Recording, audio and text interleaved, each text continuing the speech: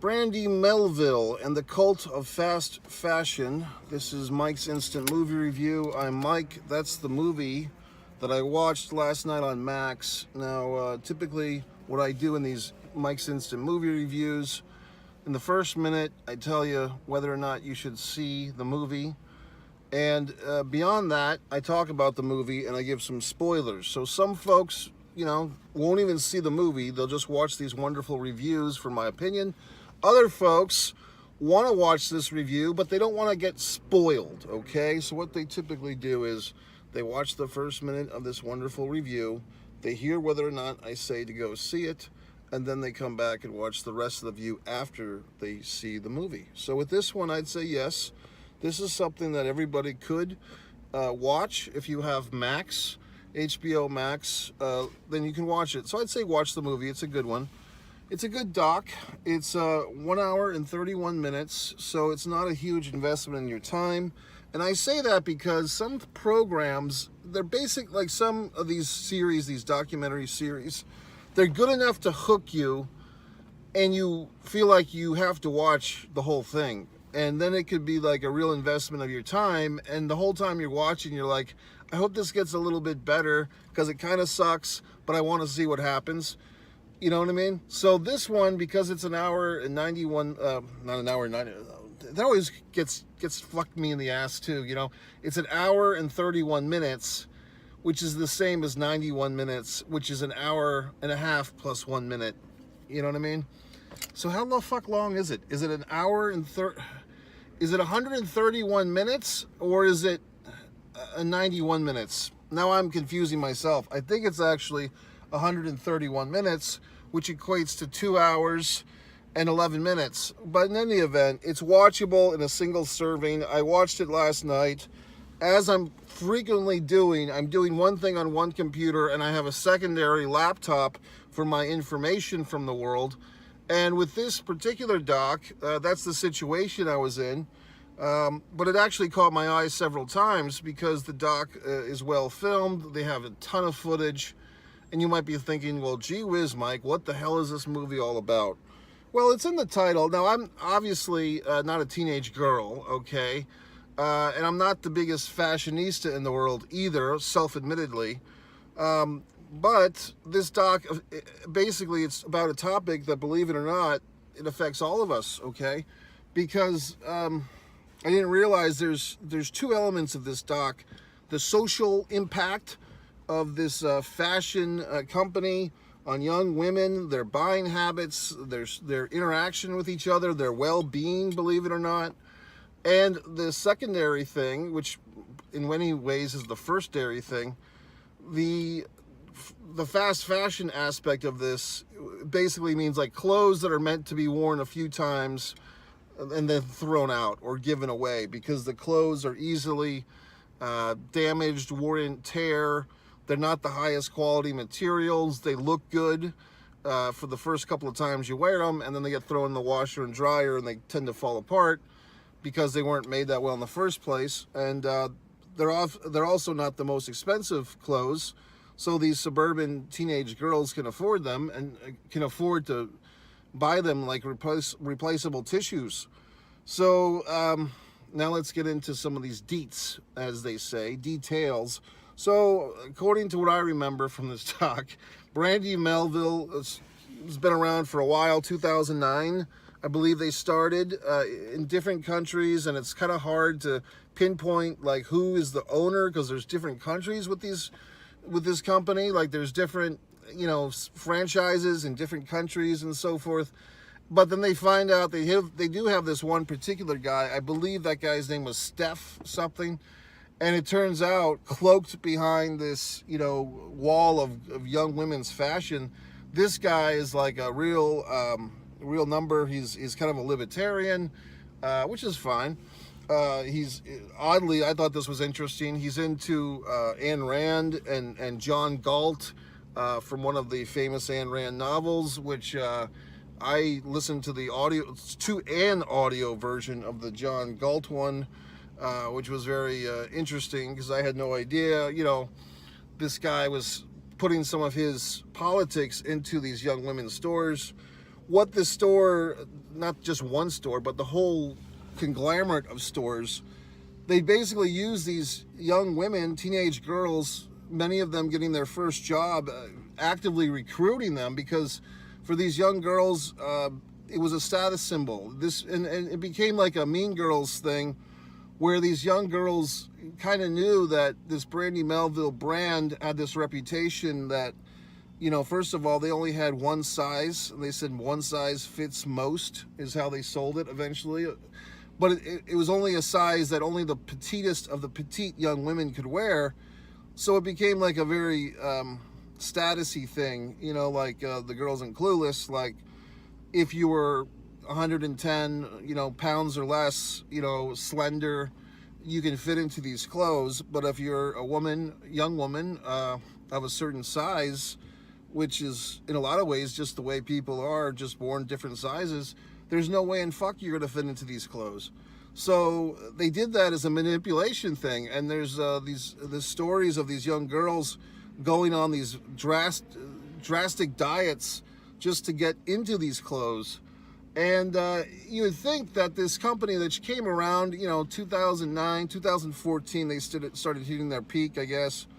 And you'd think that even at that time, 10 years ago, people were into, you know, the body awareness and the acceptance and the, you know, I think it was one of Steven Tyler's daughters was like a model, a plus size model, and all these things were happening, as the doc points out, that were kind of in the direction of anti-bullying, more or less. But this Brandy Melville went old school. Like, they went into Karen mode. They went into, you know, developing a whole herd of young Karens, a whole herd of young white bitches, and kind of manipulating them into making them feel that if they worked at this store or if they wore the clothes, and basically they kind of recruited these young women to be their marketers on Instagram. Young girls would buy the clothes and then go take all these photos of each other, and then that became the marketing for Brandy Melville. Basically, the client is marketing, you know, similar to this. I'm doing these YouTube videos, and there's more money going to YouTube than to me when you watch these things, and you know, more people are subscribing here. This is one Mike Messier where I do my YouTube, where my movie reviews go, but this is not a monetized channel as of now. If more fine folks like yourself subscribe and watch more videos, you'll get monetized eventually. But as of now, I'm doing this for free, and any proceeds from this situation are going to YouTube's and Google's mighty pockets. So in any event, it's interesting how the creators have turned this thing, you know, like the consumer is so fucking empowered now, because we can do our Instagram posts, we can do our YouTube videos, but little do most of us realize, any benefit is still going to these major corporations that own these platforms, and a selected few, like the Jake Pauls of the world and assholes like that, they get enough followers where they get monetized and they make all this money, and that's the carrot they swing in front of the rest of us. So swing that carrot, okay? So in any event, going back to this doc, you see the manipulation of these young girls. There's also, you know, watching this, you're like, okay, when's the Epstein stuff coming? Like, when's like the real hardcore nasty shit coming? There's some of that. There's not as much as I was thinking that there was going to be, and maybe the doc isn't telling all the stories. There was a sexual assault situation mentioned in the doc, which is unfortunate and tragic.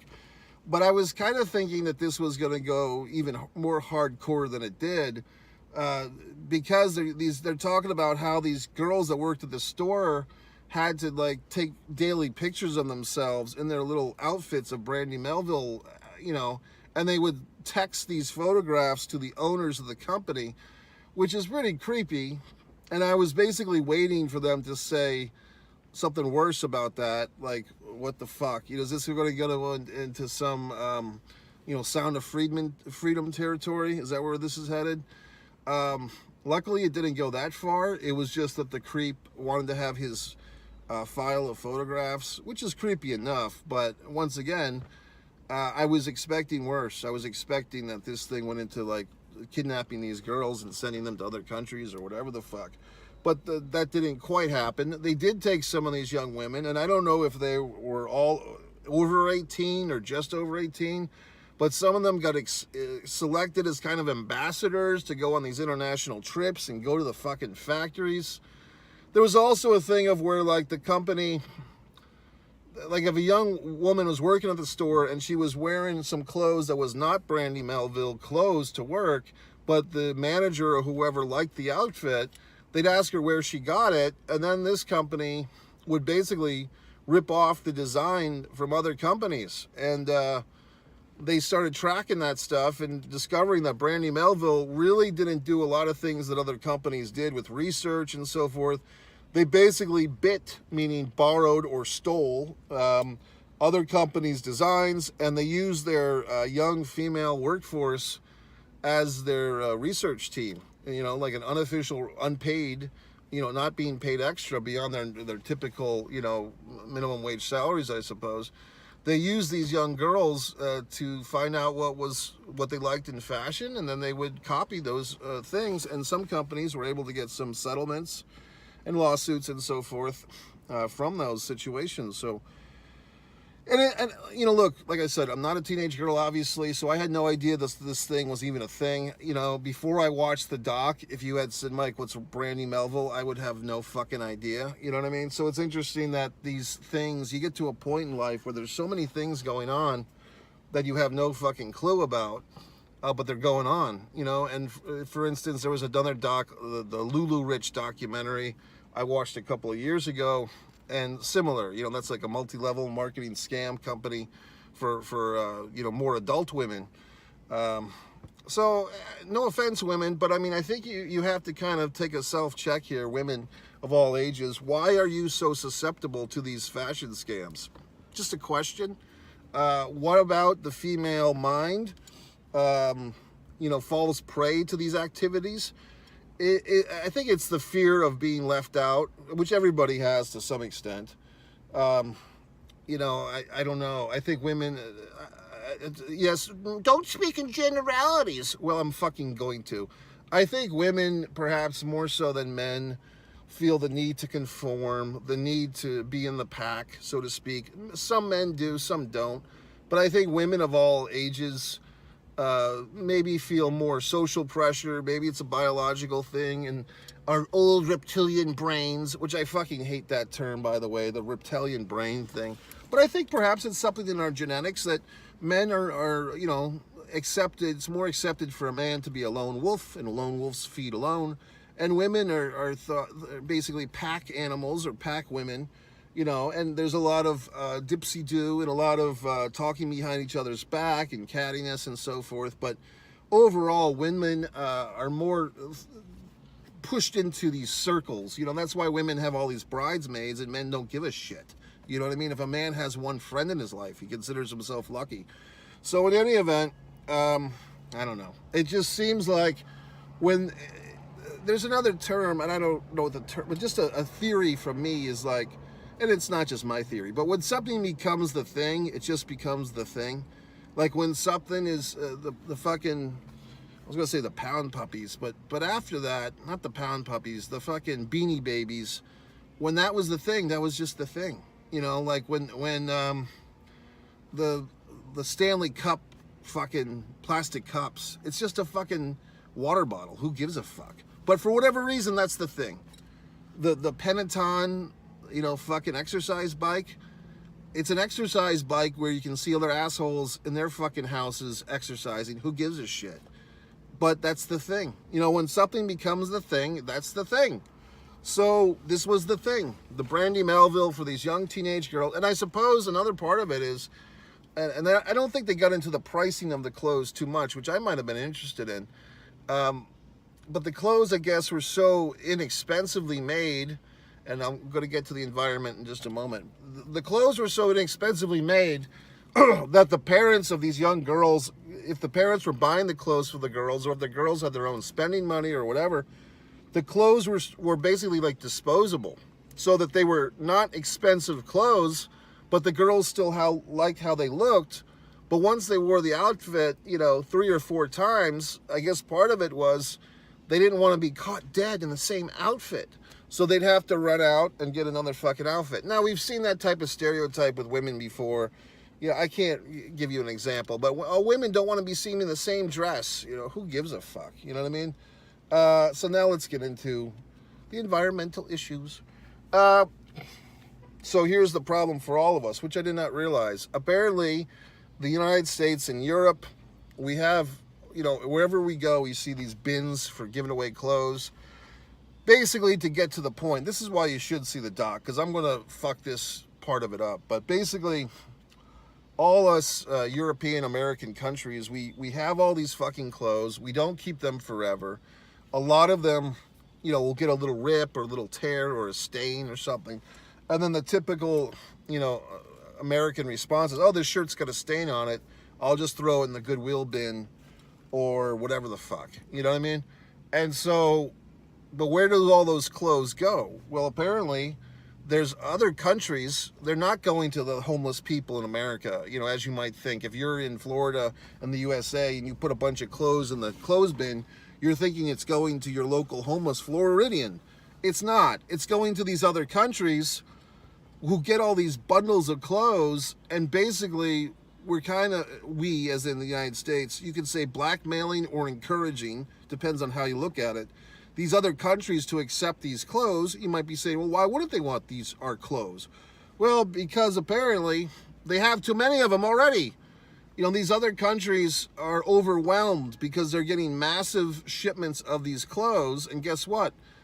According to this doc, about 40% of these clothes, and they had a term for it, dead white man's clothes, in I believe it was Ghana. I believe the country was Ghana.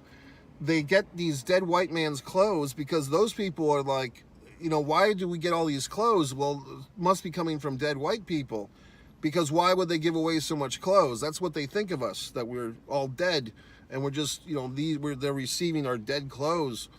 But all these, and like you think about things when the Super Bowl, you know, Super Bowl team, they didn't go into this, but I'm going into it.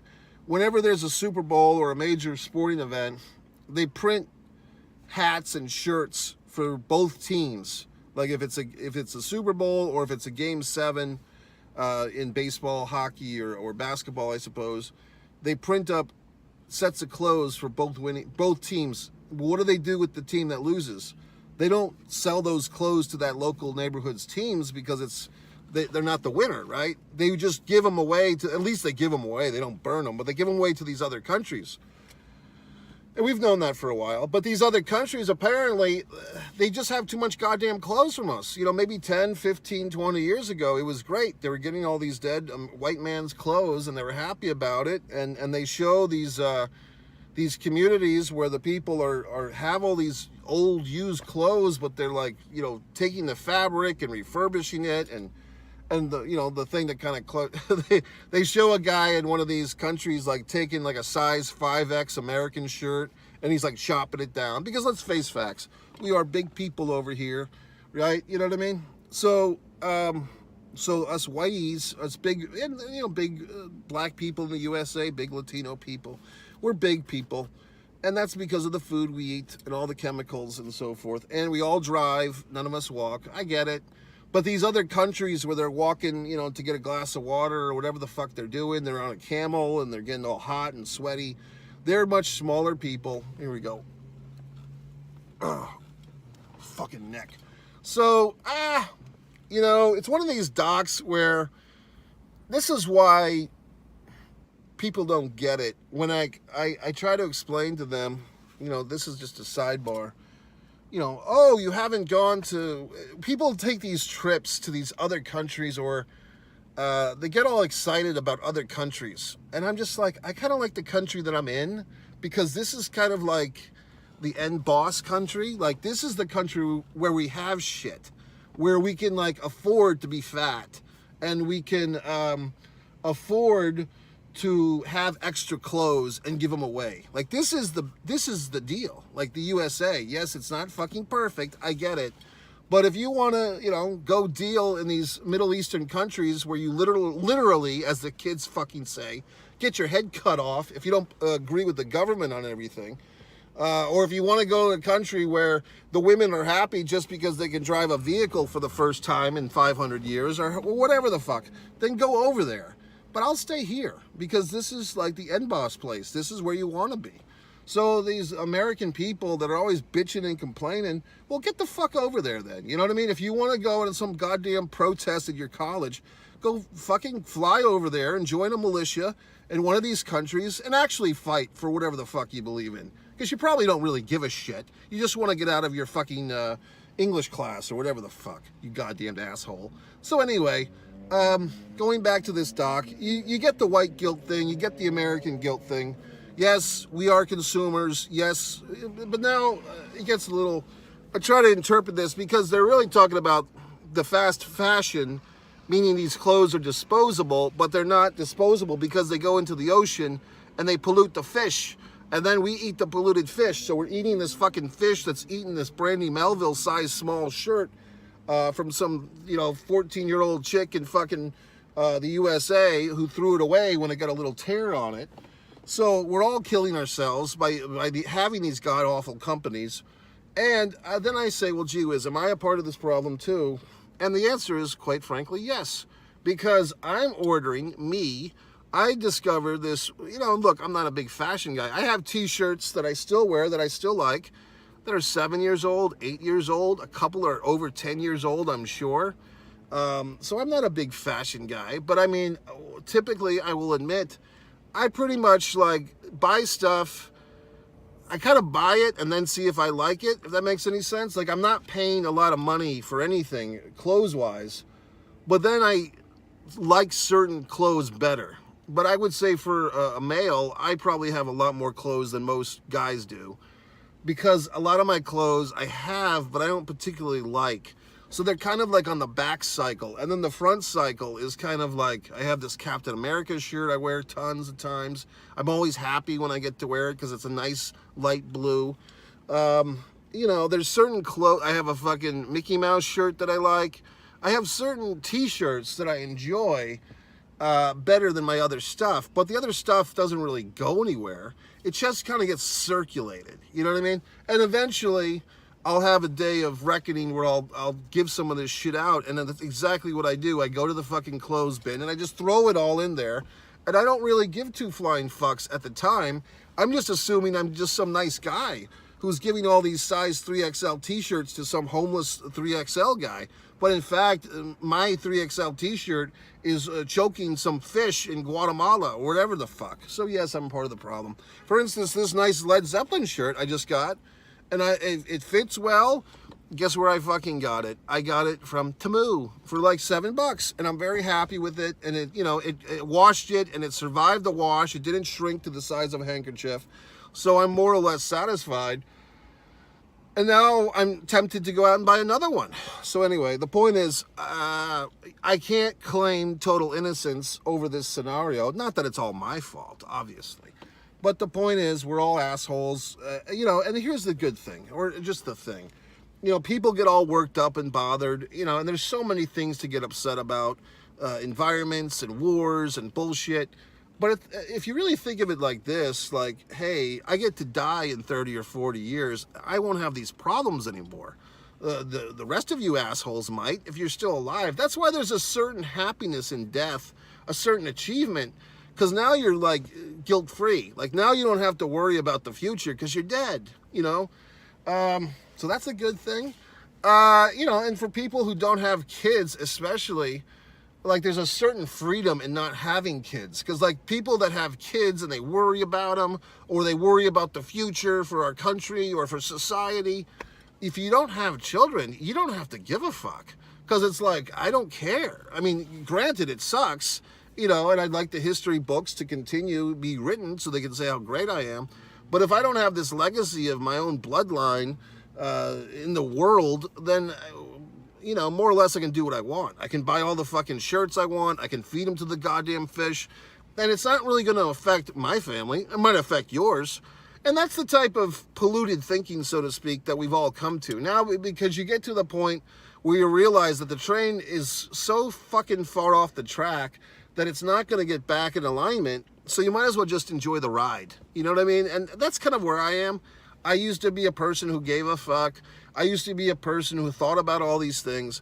And now it's kind of I get it. There's nothing I can do to solve these problems. All these situations, the fucking wars, the racisms, the sexisms, the misogyny, the patriarchy, all these goddamn things I can't do a flying fuck about. So I'm just going to enjoy my life. And you assholes can figure it out. You know what I mean? Like, hey, what the fuck can I do? So, I mean, that's the kind of defeated, you know, chagrin that I have. Maybe you share it, maybe you fucking don't.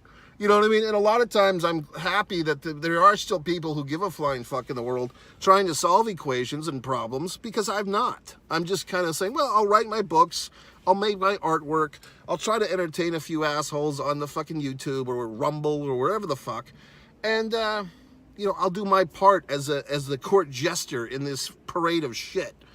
Anyway, folks, Brandy Melville, the whatever fuck doc, good doc. I enjoyed it. You know, it's another thing where, you know, when I was a kid, blah blah blah, you always kind of think like, well, the kids I go to school with are a bunch of materialistic fucks, but this is just my generation. In the future, I'm sure all the kids will get along, and they don't. There's the same type of asshole as when I was growing up with. So, you know, nothing changes. Everything sucks. The fish are going to eat Brandy Melville shirts from here to eternity, and that's it. So if you go to MikeMessier.com, you scroll to the bottom, you can buy one of my books, which kills a tree, or if you have a Kindle, you can get that and just read it on your computer, which hurts your eyes. So, I mean, there's no winning there, but buy the book anyway.